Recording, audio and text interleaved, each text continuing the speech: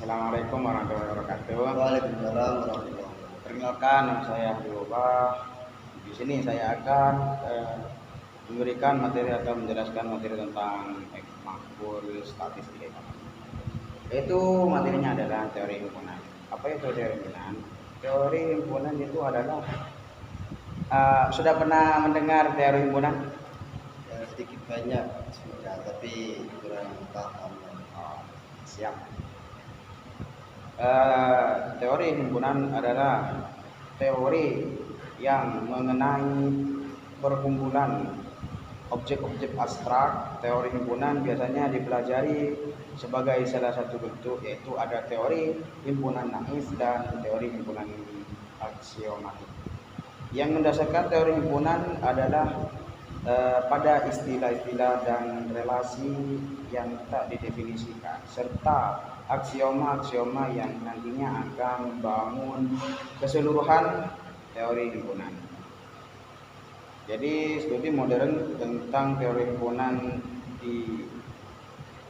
diprakarsai oleh Georg Cantor dan Richard Dedekind pada tahun 1870. Setelah penemuan produk paradok di teori himpunan seperti paradok Dulles, banyak sistem aksioma diusulkan pada awal abad ke-20, di mana aksioma Zermelo-Fraenkel dengan atau tanpa aksioma pilihan adalah yang paling terkenal. Teori himpunan tersebut umumnya digunakan sebagai sistem dasar untuk matematika, khususnya dalam bentuk teori himpunan. Zermelo-Fraenkel dengan aksioma pilihan. Di luar peran dasarnya, teori himpunan adalah cabang matematika dalam dirinya sendiri, dengan komunitas riset yang aktif. Penelitian kontemporer dalam teori himpunan mencakup beragam koleksi topik, mulai dari struktur garis bilangan real hingga studi tentang konsistensi kardinal besar. Untuk sejarah teori himpunan tersebut, yaitu sejak abad ke-5, dimulai dengan Yunani ahli matematika yang bernama Zeno dari Elea di barat dan awal matematikawan India di timur. Matematikawan memiliki himpunan tak hingga. Yang paling menonjol adalah karya Bernard Bolzano di paruh pertama abad ke-19.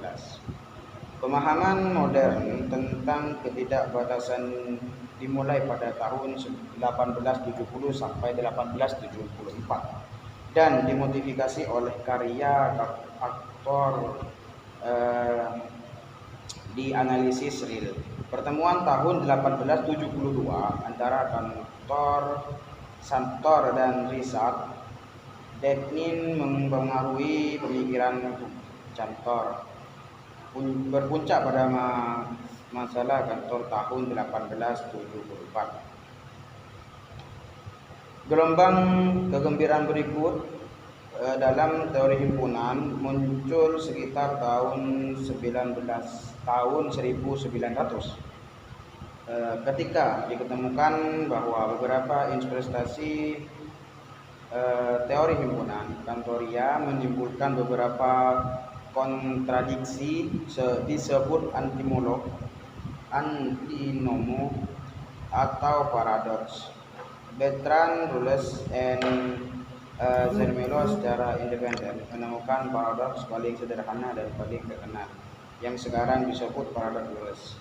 Pertimbangan himpunan dari semua himpunan yang bukan anggota dirinya sendiri, yang mengarah pada kontradiksi karena harus menjadi anggota dari diri sendiri. Pada tahun 1899, Cantor sendiri mengajukan pertanyaan beberapa nomor kardinal dari himpunan semua himpunan dan memperoleh produk terkait. Russell menggunakan paradoksnya sebagai tema dalam ulasan 19 dari tahun 1903 tentang matematika kontinental dalam bukunya The Principles of Mathematics. Mungkin ini saja yang bisa saya paparkan. Mungkin ada yang belum jelas atau yang mau ditanyakan.